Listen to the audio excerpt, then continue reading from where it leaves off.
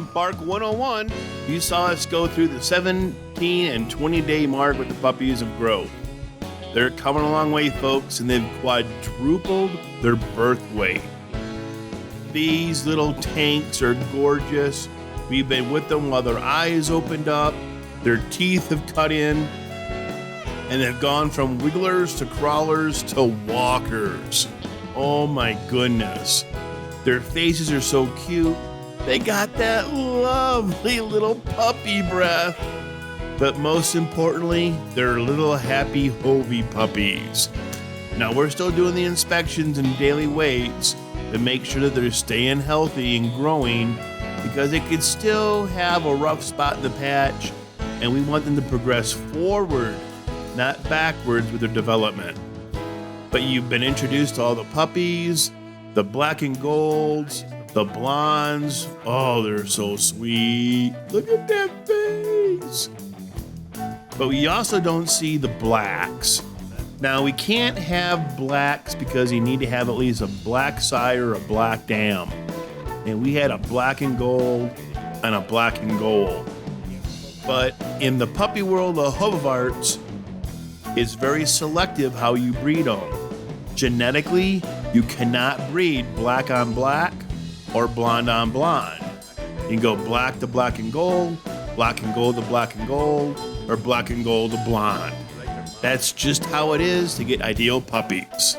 That's good. Thanks, sweetie. It's okay. We're not gonna hurt you. Now the puppies are asleep, but Anka's gonna sneak in at 4 o'clock and give them a feeding. And once they sense her, it's game on! Folks, watch this.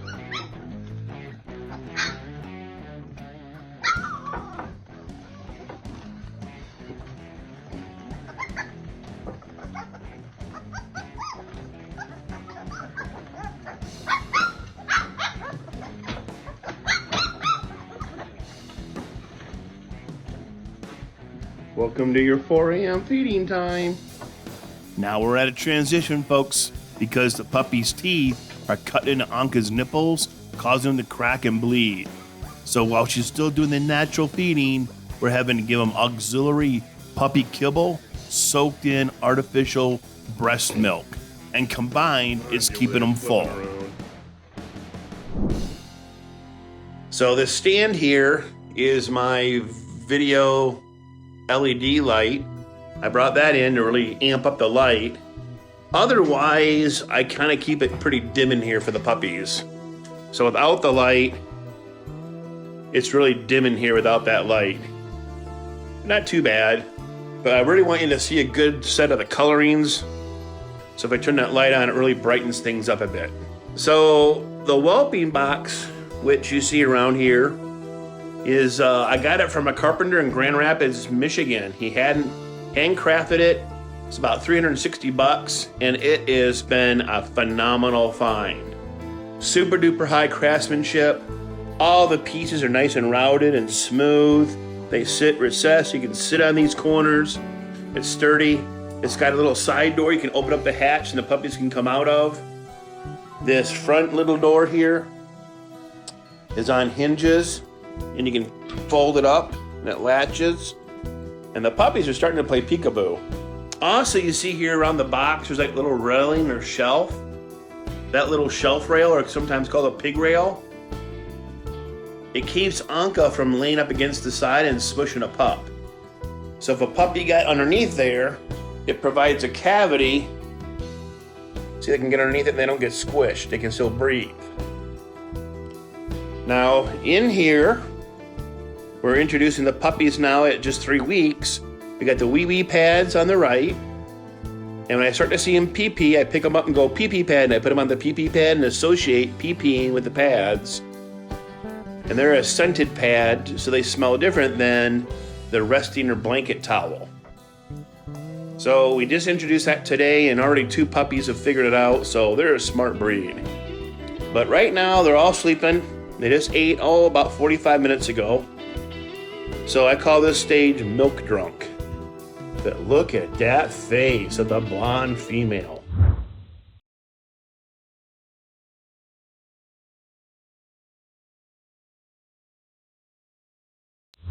But look at that face of the blonde female. Holy cow, isn't she cute? And then the other blondes over here kind of nestle around, burying her head. And they're already dreaming of running. They already run in their sleep. Oh, we're doing a stretch on this one. Look at that face, come on. How can you not think that's the cutest thing? You'll see the gold's really coming in strong down the cheeks. That's indicative of the breed, that's normal. That's how it looks underneath their tail. That's the only way to tell if they're black and gold when they're born, is if they got little gold underneath their tail. Well, we got stretching going on here. He's waking me up with the scratching. Yeah, hi, Yellow. Now their teeth are starting to come in. Their little incisors, the little front, those little fangs in the front, they're coming in. Oh, what a sweet yawn. This is what they do now for about an hour and a half after they eat, they sleep. Now, today's weigh-in, 2 puppies lost about 0.2 pounds. But if a puppy starts losing weight day in and day out for 2 or 3 days in a row, then we're gonna run them to the vet and make sure they're not getting a virus or infected or nothing's wrong with them. Oh, now Tia wants to go up and get her belly scratched. They're kind of starting to learn that trick that they roll on their back, I'll scratch their bellies. Oh, Tia's got her eyes open. Hey, girl. Hey, girl. If you get them just right, they'll play guitar and their little back leg will go bing, bing, bing, bing, bing, bing, bing, bing. Oh, there's a belly. There's a belly. Gotcha. Gotcha. Oh, getting a guitar. Getting a guitar. There's go to the guitar. Yay. Now, many a nights, Teal would stay up and just stare at me. So I never wanted to leave her alone. So I always would put her on my chest and give her more love. Yeah, look at those eyes. She likes to study, too. I think calling her the student would be good because she likes to sit there and just look around and study things. She's taking it all in and she's learning. Look at that face. Holy cow, huh? Yeah. Oh, giving me kisses. Teal finally gets tired enough that I lay her back down with her brothers and sisters.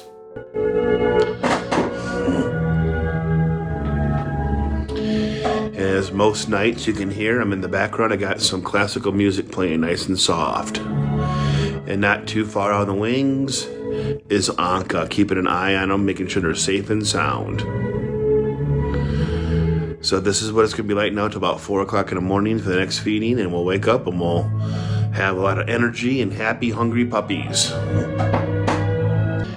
And then the other thing of notation would be tomorrow at noon, or today at noon, they have their second litter inspection through Skype. We've got a German judge coming on the phone, and the breeding director of the Hoverwort Club Association of North America, another breeding member of the committee. And we're going to do an inspection of the puppies and kind of look at their development and see how they're coming along. But they're starting to break the 4-pound mark. They're doing great. And again, there's Anka, kind of just keeping a restful eye on things. She's a good mama. Here we are, folks, doing some socialization with kitties. Uh-oh, got poopy. Hang on. We're socialization with the puppies. Now, this playtime is so critical for the puppy's development. And oftentimes, the puppies behave better than the kids do. See those? They'll climb all over you like you're their play toy.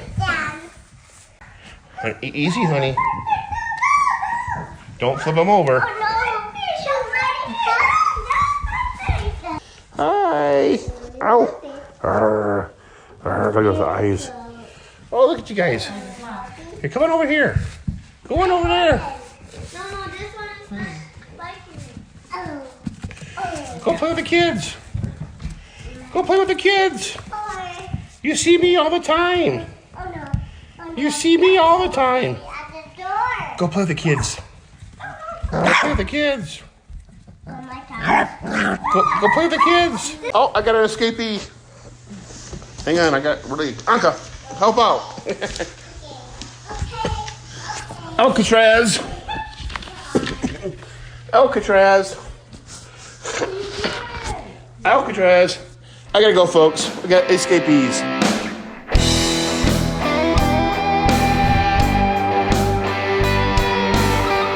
Today, I'm going to show you a nutritional hack to really help out your dogs. A great hack to give your dog some really well-needed nutrients. I call it the tuna juice. Now, it's real simple. I enjoy tuna fish. Not everybody does. But if you do salmon patties and enjoy that, it works the same with that kind of can of meat as well. But I get the solid white albacore tuna, but any white tuna would work. But it is important to get it in water, okay? Got to get it in water. But what I'll do is I'll take the dog's dry kibble. I'll take my lunch tuna that I'm going to have for lunch, and I'll drain the water and the contents of this can over the top of the dog kibble in their dish.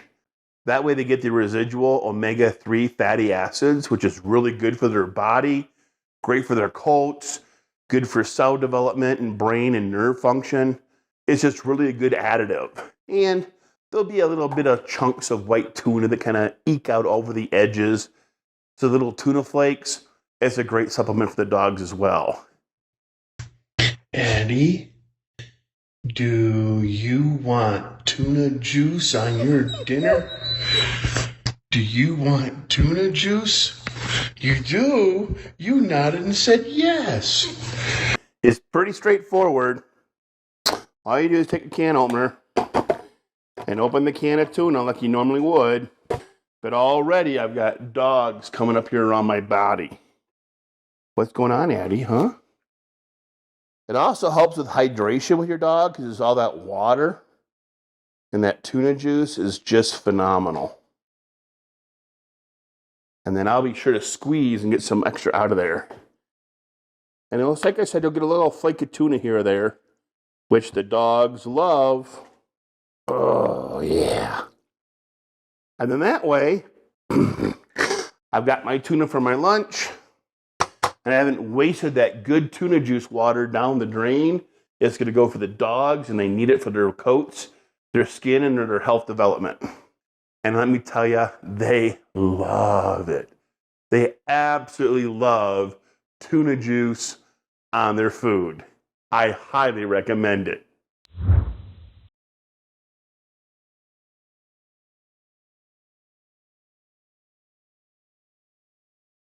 So you've got to be really critical on the very front end and socialize and train these dogs. And it doesn't stop at 14, 16 weeks. This is a lifelong experience, okay? That's why this dog is not for everybody. It takes a special person who's stable, financially can address the medical and the vet bills. I mean, it's a healthy dog. It's got a very low cancer rate, very low hip dysplasia rate, but still, medical bills, shots, annual checkups. Then you gotta get them a good food to digest, not the big 50-pound bag for $30 at the grocery store. You gotta give them a good diet. I mean, your dog might take $200 a month in good diet and good food. Hoverbarks, other dogs as well, have a life expectancy 12, 16 years. This is not a purchase of a puppy you buy today and then you throw it away or get rid of it in a year. It's a long-term commitment. And if you're not prepared to do that long-term commitment, don't buy the dog. That's what contributes to all the puppy mills. People buy, and then they end up on the shelter and euthanized. Don't contribute to the cycle. Stop the math, stop the cycle, be a responsible buyer of a puppy, and don't be that person. These puppies are cute, folks, but if you find yourself with one and you can't keep it, call the breeder. Oftentimes they can take it back or help it get rescued and relocated. It's feeding time. That's right, they want their lunch meal, and when they see me come with the plates of good, they want it. So this is kind of like soaked puppy food and premium milk replacement. I got 2 plates, saucers there and a saucer there. And look at all the little children. They want their supper. They want their lunch. So you can hear the ruckus. This is how quick it goes to silent. So I gotta get them all kind of the front to make room for me to put the plate down. But when I put that plate down, it's game on. These guys in the front don't realize it. All right. There you go. Oh, nice yawn. It's over there, honey. You just need a little coax. Here we go. Come on. Come on. There we go. There we go. That's it. Stand in your supper. Now here's where I put my hand in there to make sure they don't get aggressive with the eating and they don't want to attack a human hand. They got to know that their food's not compromised, that it's okay to have a human hand introduced.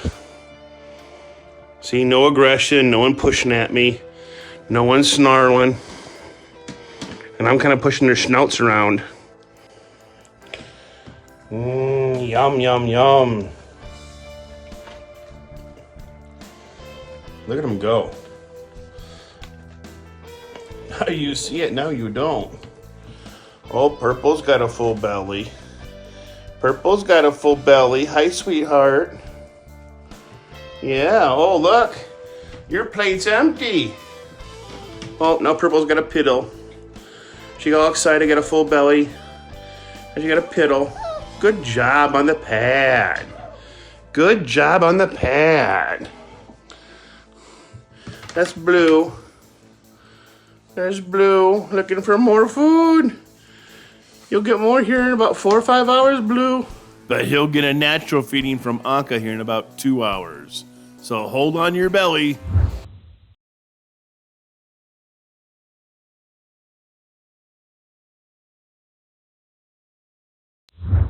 Here's Teal, bunched in the corner.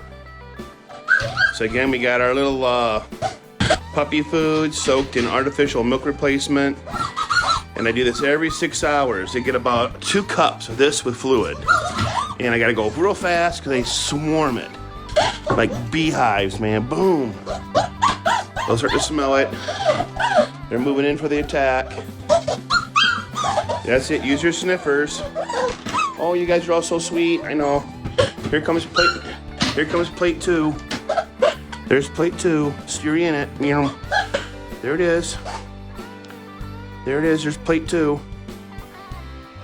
Now, I'm giving it to you straight, folks. I'm going from week 4 to 5. Every 2 to 3 hours is a natural feeding or a puppy kibble feeding. I haven't gotten sleep. I'm tired. And now it's just silent.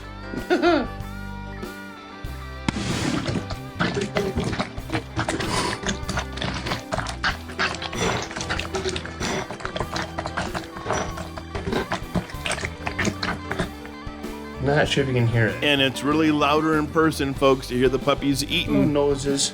Puppy time! Little noses. And also to help with aggressive eating, I'll lean over here and I'll get my hand in there and kind of push their snout around. Make sure they don't growl. And they see the hand is not a threat to them. It's not going to take their food away. Again, all trying to socialize them. Happy, friendly puppies. And they all really have tremendous personalities. They're just so sweet.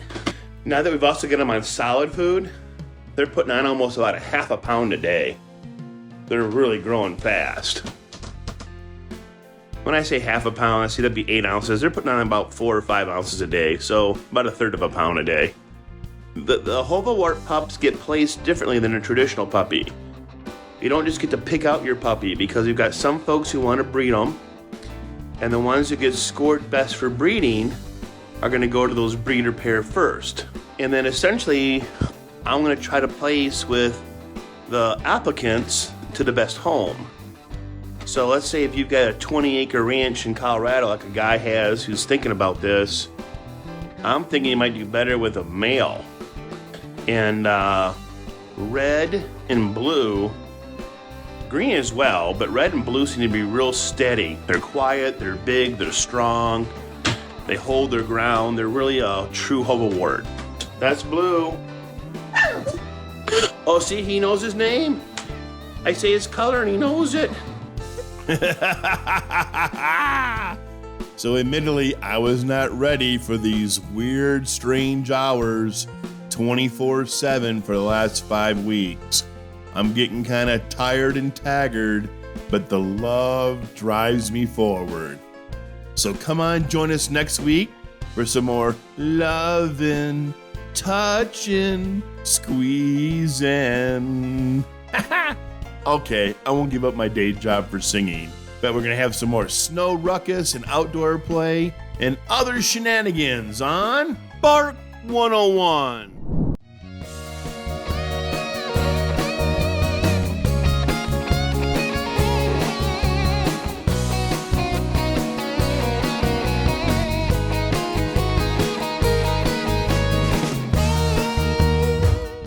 Hey everybody, and from Kodak and I, please visit your local animal shelter first when you're looking to add a furry friend to your family. Also help control the pet population by having your dog spayed or neutered. It's right